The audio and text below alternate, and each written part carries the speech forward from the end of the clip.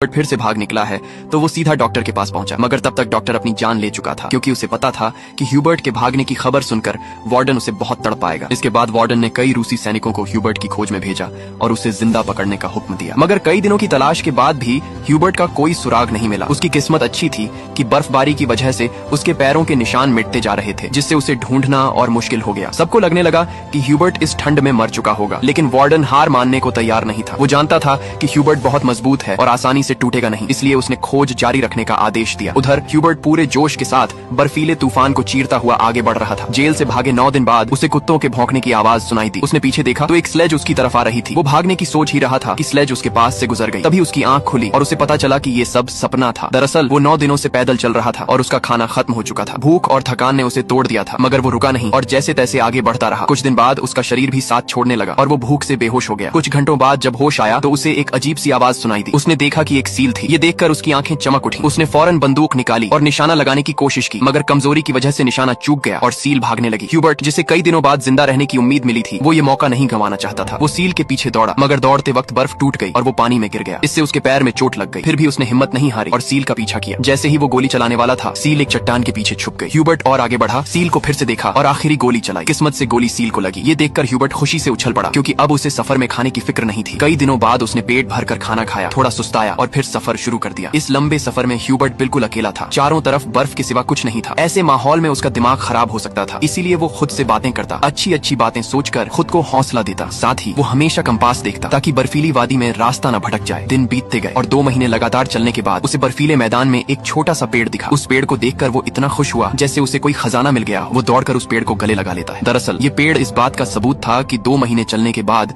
वो बर्फीला इलाका पार कर चुका था और अब जंगल शुरू होने वाला था। थोड़ा और चलने पर वैसा ही हुआ। जंगल शुरू हो गया और बर्फ का इलाका खत्म। जंगल में वो बहुत खुश था। उसने लकड़ियां इकट्ठा की, आग जलाई और कई महीनों बाद पहली बार चैन से सोया। मगर अगला दिन उसके लिए आरामदायक था या नहीं, ये कोई नहीं जानता। इधर वार्डन अभी भी ह्यूबर्ट की तलाश में था। उसने अपनी सर्च पार्टी को 700 किलोमीटर के दायरे में खोजने का हुक्म दिया। उधर ह्यूबर्ट जंगल से गुजर रहा था कि अचानक एक बर्फीला तूफान आ गया। तूफान इतना तेज था कि बड़े बड़े पेड़ उखड़ कर गिरने लगे। ह्यूबर्ट जैसे ही आगे बढ़ने की कोशिश करता है, एक विशाल पेड़ उस पर गिर पड़ता है। उसकी किस्मत अच्छी थी कि शाम को 2 लोग वहाँ से गुजरे जो सोना ढूंढ रहे थे। उन्होंने ह्यूबर्ट को देखा और उसकी जान बचा ली। इसके बाद तीनों एक साथ आगे बढ़े और कई दिनों के सफर के बाद बर्फीले मैदान से बाहर निकल आए। रास्ते में उन्हें एक नदी मिली। उसे पार करने के लिए उन्होंने लकड़ी की नाव बनाई। नदी पार करते वक्त वो आपस में गप्पे मारने लगे, बचपन के किस्से सुनाने लगे। लेकिन तभी नदी का बहाव तेज हो गया